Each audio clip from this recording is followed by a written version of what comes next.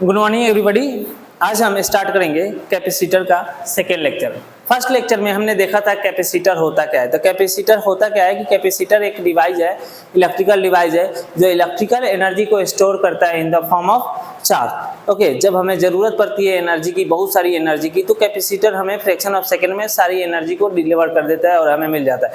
जैसे आपने देखा होगा कि आपके जो घर में फैन होती है उस फैन में एक कंडेंसर लगा रहता है। तो कंडेंसर में एक्चुअली होता क्या है, एक कैपेसिटर होता है। ओके, आपने ये भी नोटिस किया होगा कि आपके घर में जो वाटर पंप होती है, मोटर पंप, उसमें क्या लगा रहता है, एक व्हाइट कलर का कैपेसिटर उसके ऊपर लगा रहता है। जैसे बाइक का जो सेल्फ स्टार्ट होता है उसमें भी कैपेसिटर लगा रहता है। इवन जो हमारे डिजिटल कैमरेज होते हैं उस कैमरेज के जो फ्लैश होता है उस फ्लैश में एक कैपेसिटर लगा रहता है। वो फ्रैक्शन ऑफ सेकेंड के लिए बहुत सारा huge amount of energy deliver करता है।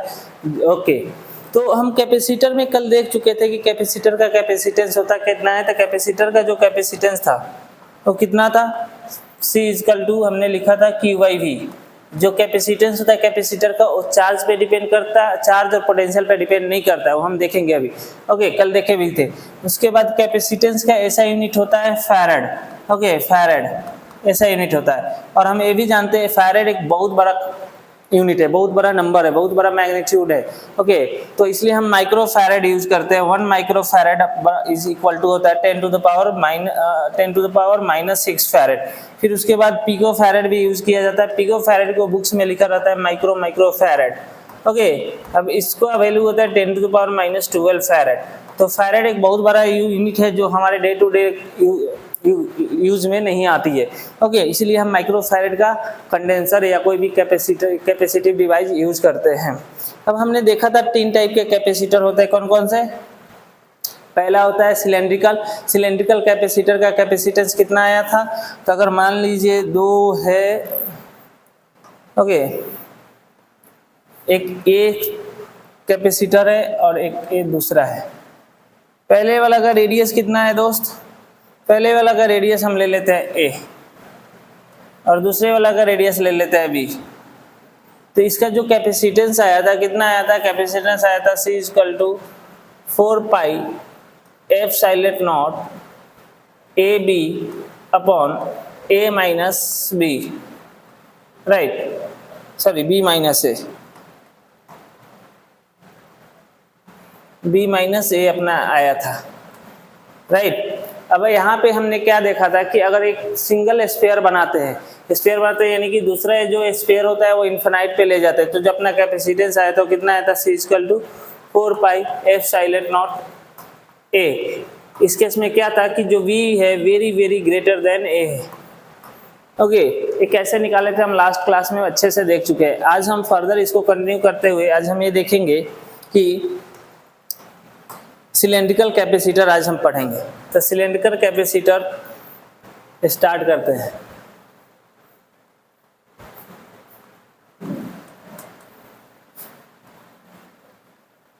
सिलेंड्रिकल कैपेसिटर बनाने के लिए हमें मिनिमम हम जब भी पढ़ते हैं तो कैपेसिटर बनाने के लिए मिनिमम हमें 2 प्लेट चाहिए।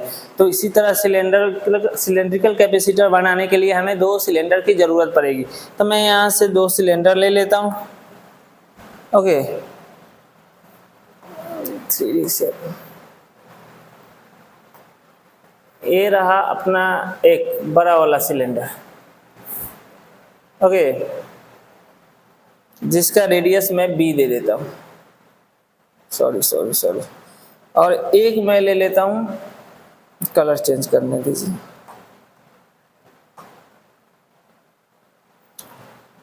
एक मैं ले लेता हूँ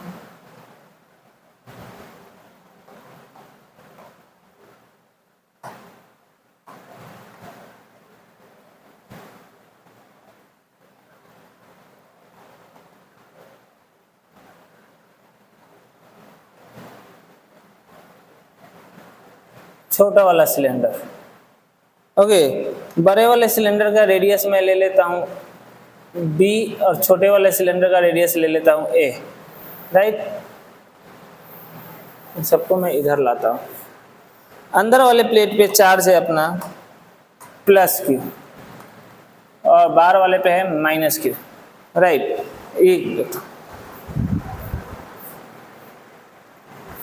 ओके, तो अब मेरे दोस्त यहाँ से मैं क्या लिखना चाहता हूँ कि हमें सबसे पहले अगर कैपेसिटेंस निकालना है तो कैपेसिटेंस के लिए हमें पोटेंशियल की जरूरत पड़ेगी।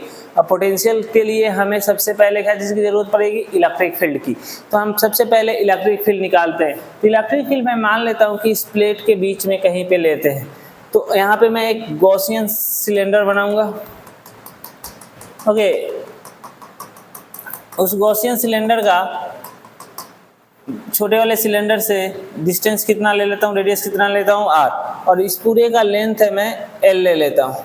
तो हम यहाँ पे इलेक्ट्रिक फील्ड क्या लिखेंगे, गॉस लॉ लगा के मैं लिख सकता हूँ equal to 4 pi equal to E dot D L E dot D A equal to Q upon epsilon naught लिख सकता हूँ। ओके, एरिया कितना आएगा, तो सिलेंडर का एरिया था 2 pi r into L equal to Q upon epsilon naught. तो जो इलेक्ट्रिक फील्ड आएगा मेरे भाई कितना आएगा, Q upon 2 pi epsilon naught L into R. अब देखिए यहाँ पे जो इलेक्ट्रिक फील्ड में आर वेरिएबल है, कहाँ से कहाँ तक जा सकता है, आर ए से लेके बी तक जा सकता है। तो अगर इलेक्ट्रिक फील्ड वेरिएबल हो तो हमें पोटेंशियल भी वेरिएबल मिलता है। तो पोटेंशियल बराबर हम पढ़ चुके हैं ऑलरेडी, और इसीलिए मैं आपको बोला था कि इसके लिए अगर कैपेसिटेंस पढ़ना है तो आपको इलेक्ट्रोस्टैटिक का बहुत ही अच्छा नॉलेज होना चाहिए। ओके, पोटेंशियल फील्ड का ये सब बहुत ही डेप्थ नॉलेज होनी चाहिए। तो मैं पोटेंशियल बराबर लिख सकता हूँ v equal to E dot D R. Okay, integrate कर दो 0 से v, और ए कहाँ से कहाँ तक का देखना है, a से लेके b तक का देखना है, a से b। तो v को v रहने देते हैं। इलेक्ट्रिक फील्ड है कितना, q upon 2 pi epsilon naught L D R upon R. इन सारे चीज में क्या कांस्टेंट है, इन सब चीज में q upon 2 pi epsilon naught L constant है। तो मैं बाहर लेता हूँ डी आर बाई आर कर देता हूँ। तो डी आर बाई आर का इंटीग्रेशन क्या हो जाता है, लॉग आर। ओके, तो q अपॉन लिमिट a से b 2 pi epsilon naught L. Okay, L N upper limit minus lower limit, तो b minus L N A log A. तो हम इसको फर्दर लिख सकते हैं v equal to Q upon 2 pi epsilon naught L. Log का property use करके, if we use the property of log then I can write L N B upon A. ये आ गया हमें पोटेंशियल। अब पोटेंशियल आ गया मेरे भाई, तो अब क्या लिखना है हमें, पोटेंशियल अगर आप निकाल चुके हैं तो हमें क्या लिखना रहता है, कैपेसिटेंस। तो कैपेसिटेंस बराबर होता है क्या है, charge upon what is the capacitance. तो capacitance is C equal to Q upon V, right. तो C तो we have to find, so charge is Q and what about potential. तो my friend potential we had already found that Q upon 2 pi epsilon naught L ln b by a। तो so I can write Q upon 2 pi f silent not L ln b upon a. Okay, if you solve this calculation, then you will find C is equal to 2 pi f silent not L ln b upon a. This is the capacitance of cylindrical capacitor. Okay, B and AR is the radius of both cylinder, right? तो यहाँ पे भी इस cylindrical capacitor के capacitance में भी charge और potential का कोई रोल नहीं है, इसलिए कैपेसिटेंस को हम बोल सकते हैं कि it is independent of charge and potential of the capacitor, right. It only depend upon geometry and radius, shape और साइज, राइट। आगे बढ़ते हैं। आगे बढ़ने से पहले हम एक देखेंगे पैरेलल प्लेट कैपेसिटर। अब जो मोस्ट अपना इंपॉर्टेंट है वो है पैरेलल प्लेट कैपेसिटर। थोड़ा सा मैं पेन का कलर चेंज कर देता हूँ, ले लेते हैं, नहीं ये कलर तो काम नहीं करेगा।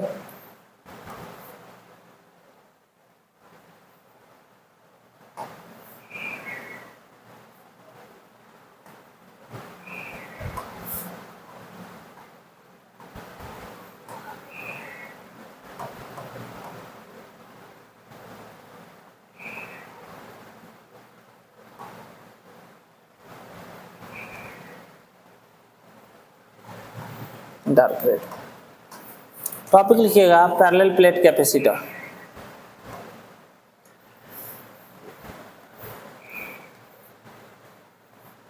पैरेलल प्लेट कैपेसिटर होता क्या है समझते हैं। ओके, पैरेलल प्लेट कैपेसिटर में अब जो हम प्लेन शीट ऑफ पेपर लेंगे, plane sheet of metal surface लेंगे और उसको पैरेलली रख देंगे। तो ये अपना एक प्लेट है, राइट। ओके, इस पे मैं प्लस क्यू चार्ज दे दिया, इस प्लेट का नाम मैं 1 दे दिया, इस पे पॉजिटिव चार्ज भरा पड़ा हुआ है। ओके, और इसके पैरेलली एक दूसरा प्लेट हम रख देते हैं, इसकी पैरेलली हमने एक दूसरा प्लेट रख दिया। बट इस प्लेट पे जो चार्ज है माइनस क्यू है, तो मैं लिख सकता हूँ minus minus minus minus minus minus minus minus negative charge. इस प्लेट का नाम मैं रख दिया 2। प्लेट का एरिया है ए, इस प्लेट बोथ प्लेट का एरिया है ए, क्योंकि सिमिलर प्लेट है और इन दोनों के बीच में सेपरेशन कितना है, डी है। तो अब इस प्लेट का हमें क्या लिखना है, कैपेसिटेंस लिखना है। तो कैपेसिटेंस लिखने से पहले आपको पोटेंशियल आनी चाहिए, पोटेंशियल निकालने से पहले आपको इलेक्ट्रिक फील्ड निकालनी चाहिए, भरे हुए की तरह नहीं लिखनी है।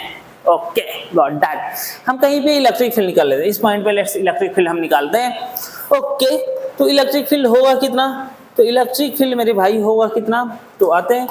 ओके, अब मान लीजिए प्लेन शीट ऑफ पेपर से इलेक्ट्रिक फील्ड कितना होता है, तो E = होता है sigma upon 2 epsilon not. Already पढ़ चुके हो, सिग्मा क्या होता है, चार्ज अपॉन एरिया होता है। ओके, सिग्मा चार्ज डेंसिटी बोलते हैं, सरफेस चार्ज डेंसिटी होता है कितना है, sigma upon A epsilon not. तो प्लेट ए से प्लेट 1 से जो इलेक्ट्रिक फील्ड होगा वो कितना होगा, सिग्मा अपॉन 2 एप्सिलॉन नॉट। और डायरेक्शन के लिए पॉजिटिव प्लेट से अवे जाती है, E1 मिल गया हमें, राइट। अब दूसरा प्लेट है निगेटिव प्लेट से हम इलेक्ट्रिक फील्ड लिखना चाहते हैं, तो निगेटिव प्लेट से भी इलेक्ट्रिक फील्ड कितना आएगा, सिग्मा अपॉन 2 एप्सिलॉन नॉट आएगा। सिमिलर प्लेट्स हैं तो कोई समस्या है नहीं, सिग्मा अपॉन 2 एप्सिलॉन नॉट आएगा। लेकिन इससे डायरेक्शन की होगा, निगेटिव प्लेट की तरफ ही इलेक्ट्रिक फील्ड होती है डायरेक्शन उसकी, तो इधर E2 की भी डायरेक्शन लिख देता हूँ। ओके, अब हमें नेट इलेक्ट्रिक फील्ड लिखना है, क्योंकि नेट इलेक्ट्रिक फील्ड से ही पोटेंशियल लिख सकते हैं। तो ई नेट मैं लिख सकता हूँ E1 plus E2। Okay, E1 plus E2 I can right. Okay, तो जो हमें नेट इलेक्ट्रिक फील्ड मिला है ई नेट, ये कितना मिला है, सिग्मा अपॉन एप्सिलॉन नॉट। कितना मिला है, सिग्मा अपॉन एप्सिलॉन नॉट। तो अब लिखना चाहता हूँ क्या, पोटेंशियल। अच्छा, इसको मैं ऐसे भी लिख सकता हूँ Q upon A epsilon not, क्योंकि सिग्मा क्या है, सरफेस चार्ज डेंसिटी है, जो होता कितना है, Q/A, राइट। अब मैं लिखना क्या चाहता हूँ, पोटेंशियल। तो डिस्टेंस दोनों प्लेट के बीच में क्या है, D है, और चार्ज क्या है, इलेक्ट्रिक फील्ड है E नेट। ओके, E कितना है, Q upon A epsilon not. तो पोटेंशियल क्या लिखा जा सकता है मेरे दोस्त, तो पोटेंशियल को आप लिख सकते हो V = E.D। Simple, electric field constant है, तो अगर वेरिएबल रहता तो हम इंटीग्रेट करते, लेकिन यहाँ पे इलेक्ट्रिक फील्ड क्या है, कांस्टेंट है, तो हम लिख सकते हैं E कितना है, Q upon A epsilon not into D. ये पोटेंशियल अपना आ गया, पोटेंशियल आ गया तो कैपेसिटेंस उससे भी आसान है निकालना। C = आप लिख सकते हैं Q/V। तो Q रहने दो, V कितना लाए हो मेरे भाई, Q लाए हो, V लाए Q, A epsilon not D. तो Q गेट कैंसिल, जो फाइनली आपका कैपेसिटेंस आएगा कितना आएगा, A epsilon not upon D. तो मेरे भाई यहाँ पे जो कैपेसिटेंस आया वो भी कैपेसिटर के प्लेट पे चार्ज कितना है, प्लेट के बीच में पोटेंशियल कितना है, उस पर डिपेंड कर ही नहीं रहा है और करता भी नहीं है। ओके, तो कैपेसिटेंस आया कितना, A epsilon not upon D. Okay, capacitance of capacitor depend on shape, size and geometry and configuration of capacitor, not on charge and potential on capacitor. What that? So parallel plate capacitor का भी capacitance आ गया A epsilon not D. Okay, got it. एक सवाल देखते हैं, सवाल बहुत ही बढ़िया है। 2 कैपेसिटर है, एक पहला कैपेसिटर है, इसका कैपेसिटेंस है C1, और एक दूसरा कैपेसिटर है, इसका कैपेसिटेंस है C2। अब इसको मैं किसी तरह से एक बैटरी से कनेक्ट कर दिया हूं। ओके, मैं डेल्टा V वर्सेस C का ग्राफ बनाना चाहता हूं। तो पहले ग्राफ मेरा ऐसे आया है, पहले ग्राफ मेरा कुछ इस तरह से आया है, उसके बाद मेरा इधर से आया है ए पॉइंट। ओके, इसमें पूछा जाएगा कि C1 और C2 में कौन ज़्यादा है।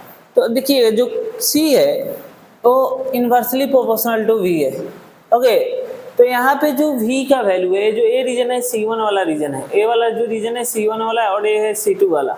ओके, तो जो V है, तो अगर मान लीजिए V1 वाला रीजन क्या है, V1 वाला रीजन क्या है, इसका स्लोप बहुत कम है, बहुत कम गिरा है, और V2 वाला ये बहुत ज़्यादा। तो हम लिख सकते हैं C is inversely proportional to V। तो जिसमें V कम, V का ड्रॉप कम, उसका कैपेसिटेंस ज़्यादा। तो V का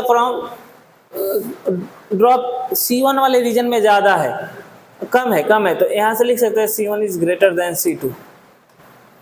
ओके, तो यहीं पे अपना कैपेसिटर का पैरेलल प्लेट कैपेसिटर खत्म हो गया। अब कैपेसिटर को किसी डाइलेक्ट्रिक मीडियम में आप इंट्रोड्यूस कर दोगे।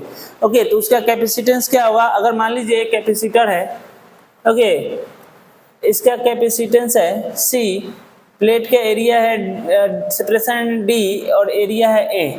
तो अब इसे हम लोग कंप्लीटली फिल कर दे रहे हैं, completely filled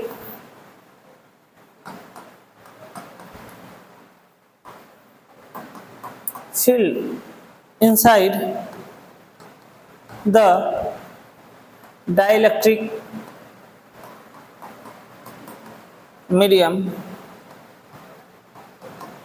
of dielectric constant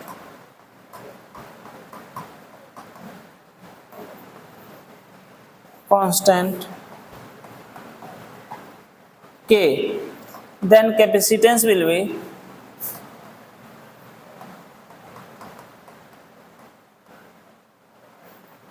increased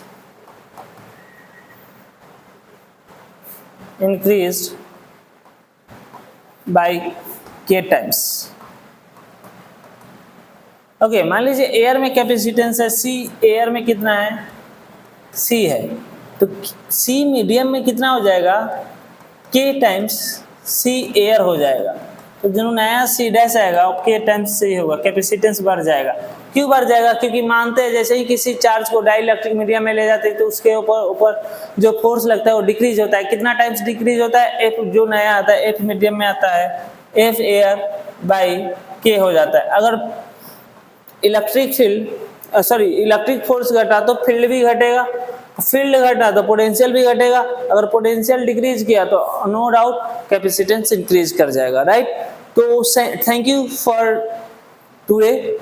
Okay, I hope you are doing well in your life, great in your study. So if you like this videos and content, so please share with your friend and subscribe my channel. Okay, and please do this. Thank you and have a nice day.